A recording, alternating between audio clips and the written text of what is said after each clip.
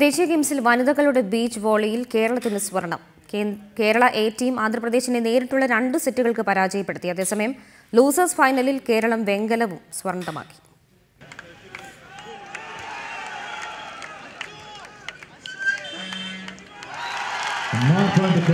വീറും വാശിയും നിറഞ്ഞതായിരുന്നു വനിതകളുടെ ബീച്ച് വോളിയിൽ കേരളത്തിന്റെ പ്രകടനം.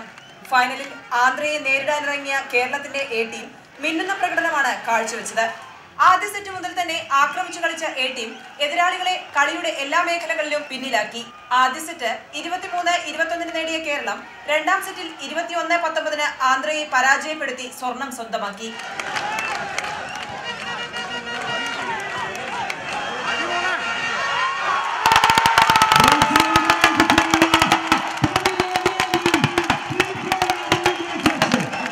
ബീച്ച് വോളിയുടെ ചരിത്രത്തിൽ ആദ്യമായി നാഷണൽ ഗെയിംസിൽ കളിക്കാനിറങ്ങിയ കേരളത്തിന് ആദ്യ ചുവടുവെപ്പ് പിഴച്ചില്ല.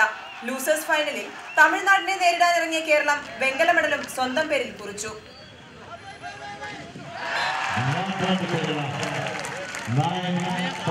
പുരുഷന്മാരുടെ വിഭാഗത്തിൽ ആന്ധ്രാപ്രദേശിനാണ് സ്വർണം.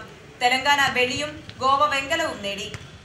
കേരളം കളിക്കളത്തിലിറങ്ങിയപ്പോൾ ഗാലറിയിൽ ആർപ്പും ആരവവും. ആവേശം വാനോളമെത്തിയപ്പോൾ കേരളം പൊന്നണിഞ്ഞു. കോഴിക്കോട് നിന്നും ക്യാമറാമാൻ സോനു വെള്ളിമാടുകുന്നിനൊപ്പം രമ്യശ്രീ രാധാകൃഷ്ണൻ, റിപ്പോർട്ടർ.